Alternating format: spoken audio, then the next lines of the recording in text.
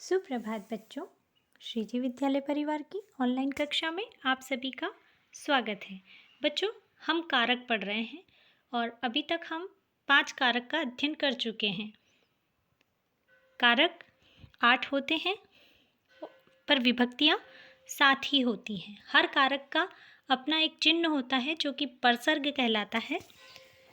बच्चों, कारक में सबसे पहले हमने कर्ता कारक के बारे में पढ़ा। कर्ता यानी कि किसी भी काम को करने वाला व्यक्ति, जो भी कोई काम करता है वह कर्ता कहलाता है, जिसका कारक चिन्ह ने होता है। और यही कर्ता कारक संस्कृत भाषा में प्रथमा विभक्ति के नाम से जाना जाता है। उसके बाद दूसरा कारक बच्चों हमने पढ़ा कर्म कारक। कर्म जिसे ऑब्जेक्ट भी कहा जाता है अंग्रेजी भाषा में, जिसका कारक चिन्ह को होता है। और कर्म से तात्पर्य है कि कर्ता जो क्रिया करता है उसका प्रभाव, उसका फल, उसका इफ़ेक्ट जिसके ऊपर आता है वो ऑब्जेक्ट कहलाता है, यानी कि कर्म कहलाता है। और यह संस्कृत भाषा में द्वितीय विभक्ति को रिप्रेजेंट करता है, यानी कि द्वितीय विभक्ति का ज्ञान कराता है। उसके बाद बच्चों हमने पढ़ा करण। करण कारक। करण कारक जिसका चिन्ह होता है से या द्वारा।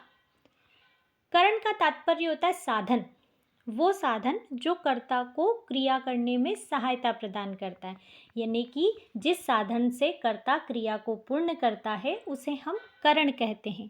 करण कारक संस्कृत भाषा में तृतीय विभक्ति के नाम से जाना जाता है। उसके बाद बच्चों हमने पढ़ा संप्रदान कारक। संप्रदान यानी कि जब कर्ता किसी और के लिए क्रिया को पूर्ण करता है तो वो जो दूसरा व्यक्ति है जिसके लिए क्रिया की जा रही है वो संप्रदान कहलाता है। इसका कारक चिन्ह के लिए होता है और संस्कृत भाषा में ये चतुर्थी विभक्ति के नाम से जाना जाता है। उसके बाद हमने पढ़ा अपादान कारक। पिछली कक्षा में लाइव क्लास में भी हमने इसका दोबारा अध्ययन किया था वीडियो के बाद। तो अपादान कारक, अपादान जिसका चिन्ह होता है से अलग।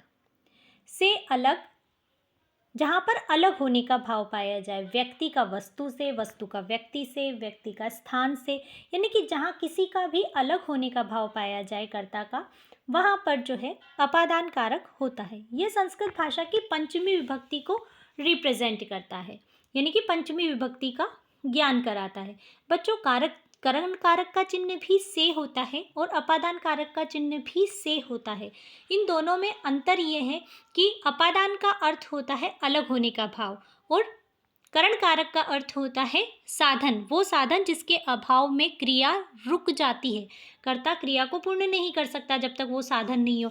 जैसे कि अभी मोबाइल है, वर्तमान समय में मोबाइल अगर नहीं हो तो ना आप पढ़ सकते हो ना हम पढ़ा सकते हैं। क्यों? क्योंकि हमारी जो लाइव क्लास चल रही है या ऑनलाइन क्लासेस चल रही है उनका जो आधार है, वो साधन जो है वो ये मोबाइल है। इसके अभाव में हमारी क्रियाएं रुक जाएंगी, है ना। आप भी पढ़ाई से दूर हो जाएंगे और हम भी आपको नहीं पढ़ा पाएंगे। तो ये जो साधन है वो करण कहलाता है। तो बच्चों, यहाँ तक हमने जो है कारक का अध्ययन कर लिया, यानी कि 5 कारक का हमने उसके चिन्ह और विभक्ति सहित अध्ययन कर लिया है। आज बच्चों हम जो है प्रश्न पत्र और मम उद्यानम पढ़ने के लिए है। एक छोटा सा पैराग्राफ है, उद्यान के ऊपर लिखा हुआ है। मम अर्थात मेरा, उद्यान मतलब बगीचा।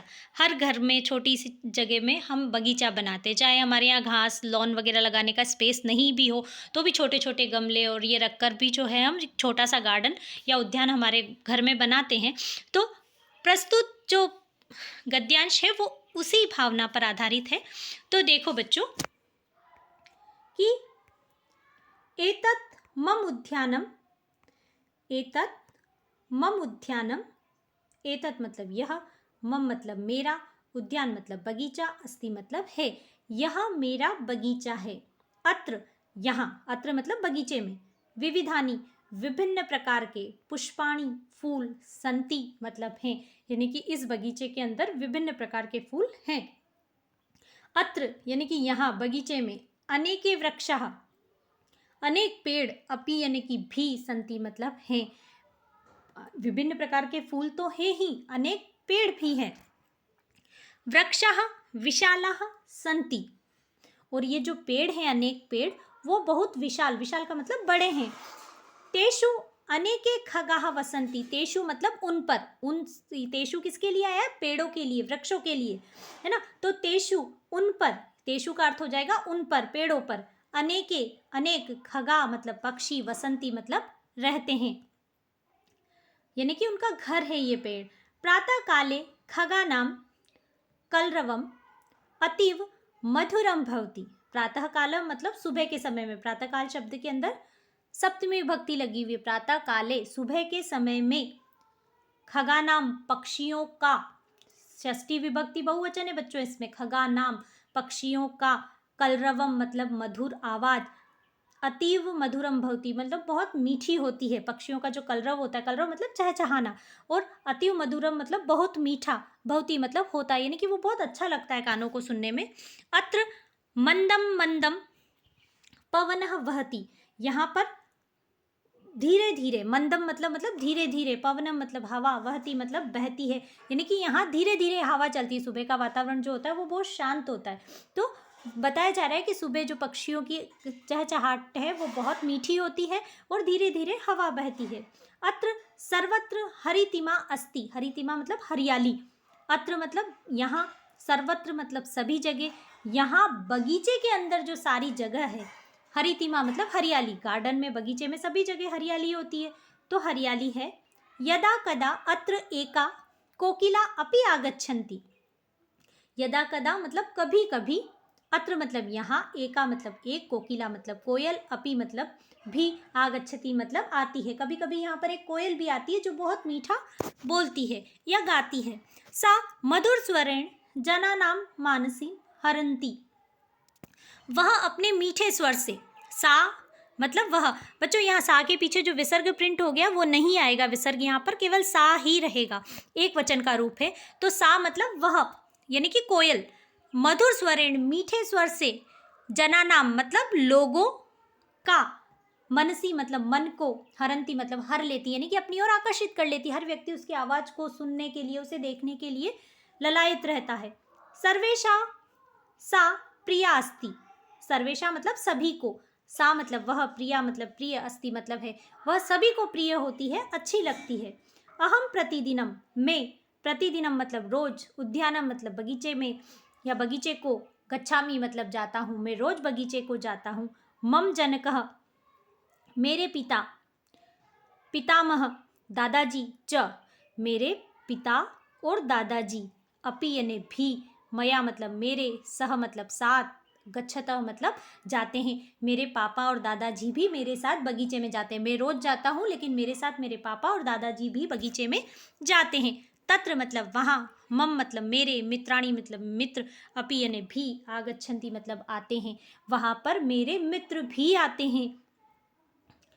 अहम मैं, तेन सह उनके साथ, तत्र वहाँ, भ्रमामि क्रीडामि च मैं वहाँ उनके साथ घूमता हूँ और खेलता हूँ। अत्र अनेके जनाः आगच्छन्ति, अत्र मतलब यहाँ, अनेके मतलब अनेक, जनाः मतलब लोग, आगच्छन्ति मतलब आते हैं, बगीचे में बहुत सारे लोग जो हैं आते हैं, सभी जो है व्यायाम करने, घूमने, खेलने आते हैं। ते अत्र आगत्य, ते मतलब वे सब, जो लोग यहाँ पर आते हैं उनके लिए आया है सर्वनाम शब्द ते, वे सब, अत्र मतलब यहाँ, आगत्य मतलब आकर, आगत्य जो शब्द है बच्चों इसके अंदर प्रत्यय जुड़ा हुआ है ना, ल्य प्रत्यय जुड़ा हुआ है, जब हम व्याकरण पढ़ेंगे तब प्रत्यय आपको समझाएंगे।